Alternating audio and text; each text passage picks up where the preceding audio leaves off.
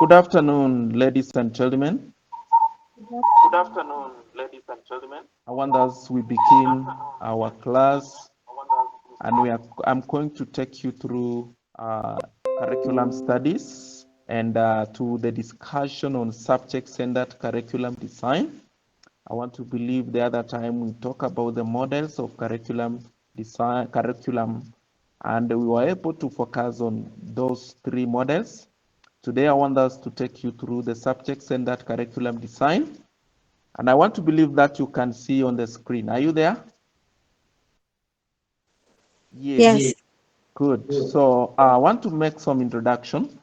That subject-centered curriculum design is an educational approach that focuses on organizing the curriculum, primarily around specific academic subject or discipline. And this curriculum design places a strong emphasis on the content and knowledge within individual subjects. It also typically arranges education content into subject-specific course areas of the study. And there are some of the detailed description of subject-centered curriculum design. And in this case, we are going to focus on curriculum design. We are going to focus in detail. And in this case, we want to focus on the subject organization. We focus on the content emphasis, the scope and sequence, the teacher-centered instructions, traditional pedagogy, the standardized testing, and so on and even the fixed frameworks Before we embark on the advantages and disadvantages of subject-centered curriculum design,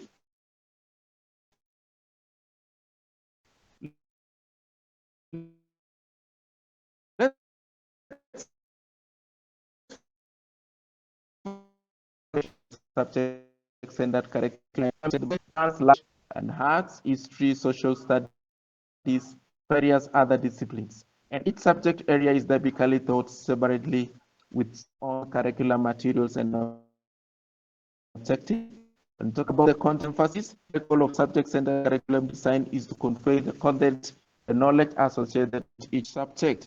The scope and sequence, the curriculum typically outlines the scopes and sequence for each subject detail, what standard will be covered, in what order, and what grade levels. The teacher-centered instructions in this approach, the teacher play a central role in delivering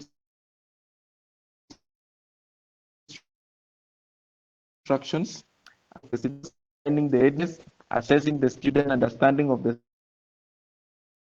subject matter.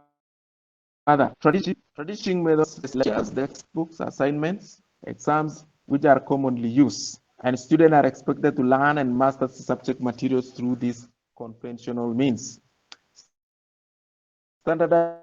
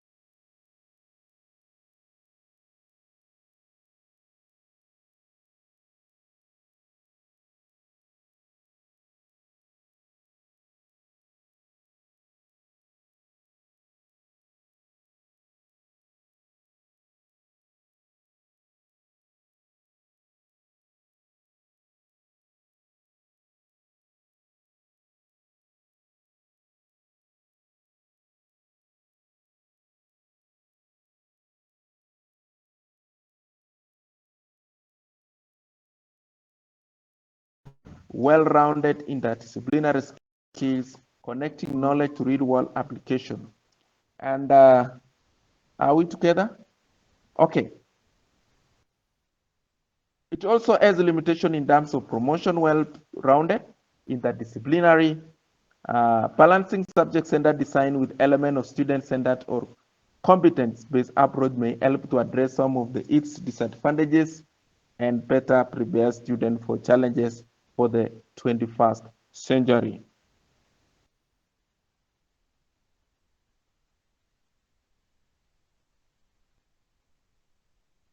Now, student, because of time, I wish we touch a little bit on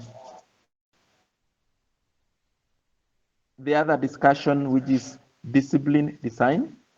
Discipline design in curriculum refer to the process of designing and structuring a specific academic discipline or subject area within an educational curriculum. This involves defining the scope, the content, and objective of the discipline to guide the creation of course instruction materials, assessment, and learning experiences. The guiding step through the process, there is some of the guiding steps through this process.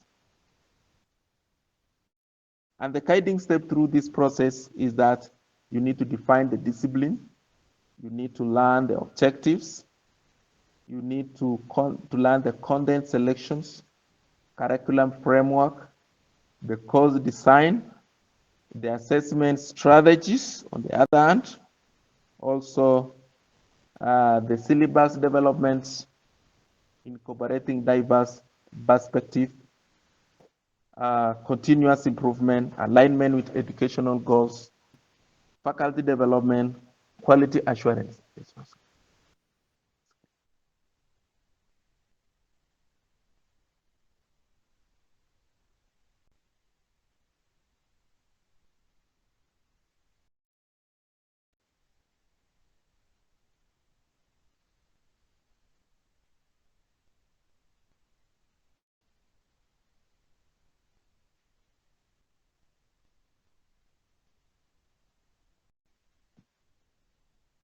I know the screen was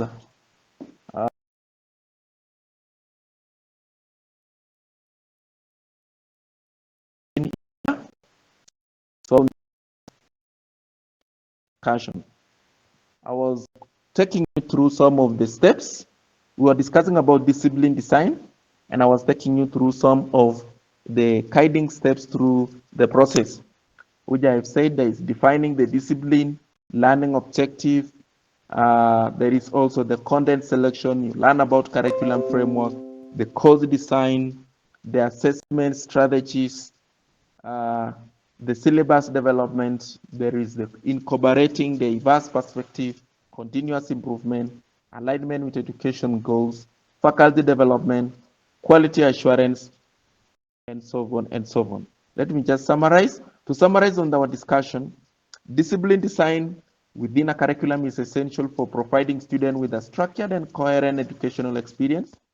It also ensures that they develop the necessary knowledge and skills within a specific field of study and that their learning align with the intended education outcomes. It's a dynamic process that should adapt to change in discipline and in education practice.